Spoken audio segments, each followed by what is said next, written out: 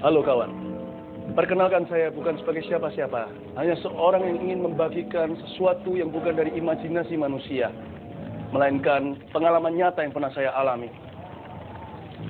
Pada tanggal 1 Januari tahun 2000, pukul 5 pagi, Tuhan membawa roh saya ke sebuah padang gurun yang sangat luas. Di sana sangat panas terik dan sangat kering.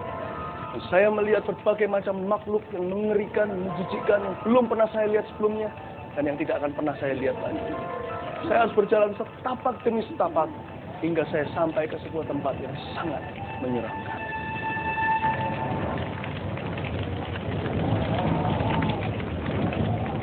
Perasaan takut mulai mencekam hati saya, mulai masuk ke dalam tulang-tulang. Saya mulai merasakan rasa sakit yang luar biasa di tubuh saya. Dan lebih besar daripada semua ini adalah perasaan terhilang. Sebuah perjalanan yang terasa seperti selama-lamanya tak pernah sampai. Sebuah perjalanan yang seperti selama-lamanya tak pernah kembali. Namun tiba-tiba di hadapan saya, sebuah gerbang yang luar biasa besarnya, ujung satu dari ujung yang lainnya tidak dapat saya lihat lagi. Tapi di atasnya ada sebuah tulisan yang tidak berasal dari bahasa manapun di dunia. Tapi Tuhan memberi saya kuasa untuk memahami apa artinya, yaitu lembah penyiksaan. Tuhan menyuruh saya untuk membuka pintu yang begitu besar tersebut. Saya berkata saya tidak mampu.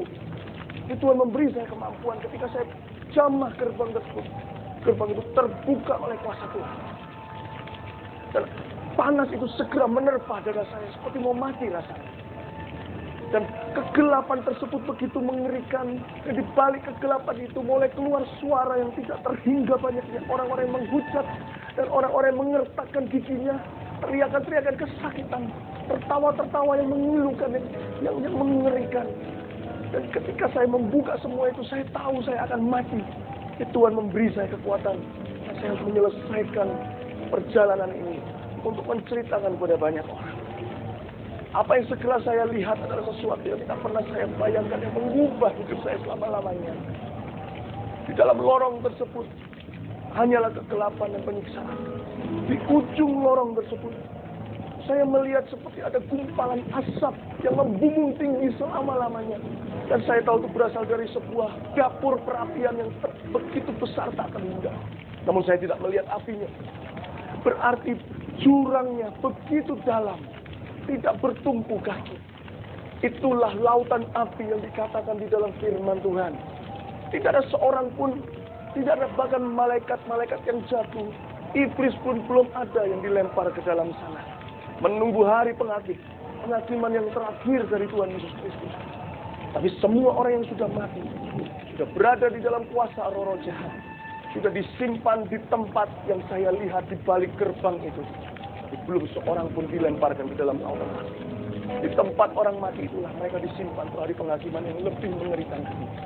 Di sanalah iblis memiliki jiwa mereka selama-lamanya sebelum iblis pun dihukum. Di sanalah mereka disiksa seturut dengan dosa yang mereka lakukan di dunia. Seperti kata firman Tuhan, jikalau matamu membuatmu berdosa, cungkilah, lebih baik kau satu mata masuk ke surga daripada dua mata dilempar ke neraka. Kalau tangan kananmu yang membuatmu berdosa, penggal daripada kedua tanganmu dilempar ke dalam api neraka berserta dengan seluruh hidup. Di sana saya melihat hal-hal yang mengubah kehidupanku, akan mengubah kehidupan.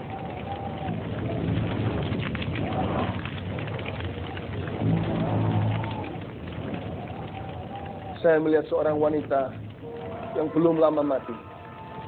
Dia berdiri di dekat gerbang di mana tempat saya berdiri. Dan wanita itu dikelilingi oleh begitu banyak roh-roh jahat yang ia layani selama hidup ini di dalam dosa. Dan saya melihat wanita itu terikat pada sebuah kayu. Dan iblis-iblis itu berkata, ayo berdusta, seolah-olah mempermainkan dia. Tuhan memberi saya pengertian bahwa wanita ini adalah wanita yang berselingkuh di dalam hidupnya. Dia tidak jujur dan menutupi dosanya dengan dusta di atas dusta. Dan dia tidak bertobat dari dosanya, lalu dia mati. Ketika wanita itu tidak berdaya dan berkata, ya saya berdusta. Saya kira iblis-iblis itu akan melepaskan dia. Tapi ternyata tidak. Iblis-iblis itu justru menarik lidahnya dan menyorongkan sebuah benda yang tajam ke seluruh wajahnya. Dan dimulai dari lidahnya terlebih dahulu. Dan ada seorang iblis yang lain yang menarik lidah itu sehingga putus dari tubuhnya. Saya tidak pernah melihat hal-hal seperti ini. Hal-hal yang saya lihat ini adalah hal-hal yang nyata, bukan imajinasi dan bukan mimpi. Adalah neraka yang nyata dan benar-benar ada. Meskipun segala yang terjadi di sana adalah supranatural, tidak ada orang bisa mati. Setiap orang yang disiksa pun tak akan pernah mati lagi. Tetapi semuanya itu nyata. Karena dunia, kehidupan yang selama-lamanya jauh lebih nyata daripada kehidupan yang sekarang kita alami. Dan wanita itu mengalami kesakitan luar biasa. Lalu lidahnya muncul lagi dan mengulangi lagi kejadian yang sama. Saya kira wanita itu sudah mengalami ketakutan yang tertinggi.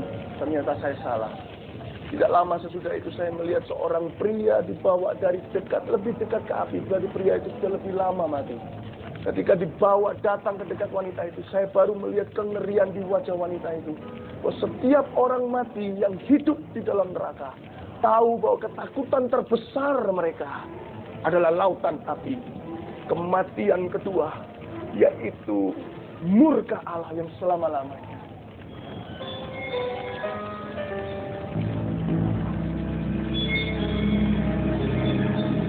Saya melihat seorang laki-laki yang dibawa dari dekat lautan api.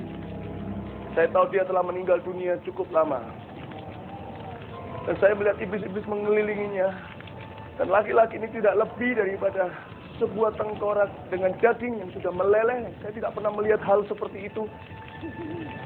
Dan seperti tengkorak ini megap-megap seperti memohon belas kasihan. Ketika iblis-iblis itu menyerukan kepadanya, ayo masturbasi, ayo masturbasi. Dan saya kira mereka akan menyiksanya atau meninggalkannya. Yang mana tidak mungkin meninggalkannya. Tapi bukan semua itu yang terjadi. Mereka membiarkannya, mendiamkannya. Lalu tiba-tiba keluar dari dalam tubuh dan tengkoraknya. Keluar ulat-ulat yang tidak pernah saya lihat ada di dunia ini. Dimulai dari kemaluannya, lubang kemaluannya. Dan mulai dari lubang matanya, lubang telinganya. Dan mulai keluar ulat-ulat ke sekujur tubuhnya. Dan menjilat daging yang telah meleleh. Hati saya hancur, saya berseru dan berteriak, Tuhan tolong, belas kasihani, ampuni Tuhan. Dan ketika saya menjerit-jerit berkata kepada roh-roh jahat, jangan, tak seorang pun dari mereka yang dapat mendengarkan saya. Tak seorang pun dapat melihat saya. So, saya berada di sana, berada di neraka. Karena Tuhan yang mengurapi saya untuk melihat semua itu.